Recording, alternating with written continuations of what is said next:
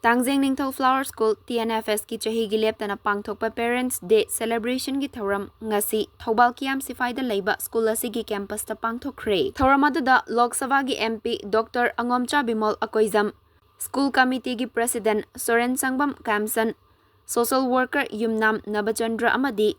SS Career Solution gi Managing Director Sanjembam Silomi Devi na athoiba mithung sing oina sarukya ki. Mahairoi singi tongan ba cultural so kaya su utkiba thoramaduda athoiba mithung gi warol piraduna. MP Bimol Akoijam na hai mahairoi amagi punsi haiba asi oza sing amadi mama mapa oiriba sing anina turel gi torbal amagum ngak tuna chatliba punsini. Makoibu mai pakhan ba haiba asi mama mapa amadi oza singi chawraba thodang lei.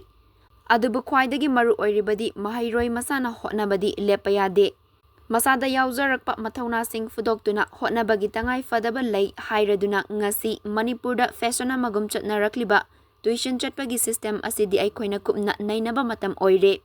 Masigi tuition chatpagi system asi mapanlamda kaya ude. Masida aikhoigi school sing asigi asoiba kari leibage natraga mahairoi singi asoibana karino haiba adu yengsin matangai fadra haiba wafam fongdoki. Aduna ninga sa IS thaba ama thaba da akoi ni school tamini da third division phawba second division phawba na koi ro yani ngai le mai gi mafam matam du gina ai sai ko na yeng jam dai hai si aina BA taming ai du da aina 12 tamai ba ma tu yang ching khene kai no da aina chang mo environment da aina ek pam jaru ba thok ba ham su le second division phawbaga aina BA lor kan da first class distinction fangai ai puna tam tam da kan aina pam jaba mafam da lai ro ba environment da chana ro ba haida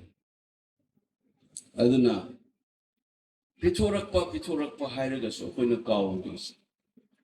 mabu groom tawba kamai tawdana masibu akhare lei thaba bu mani zara foba ma pure hairaga ni inchunga na groom tawri sing chai bidra de ma tawna di kana su pambi de su pa pana maru favor so aduna mioi bagi punsis aduna masi semak pada ozaga mama mapagas aina hajar kadoji kaigino da parents teacher ki meeting hek tawse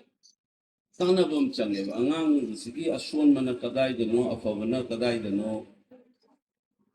arigi ma bu grum torbe yum duga school da tawduga manari bura kadai da kari khedari no ise masigi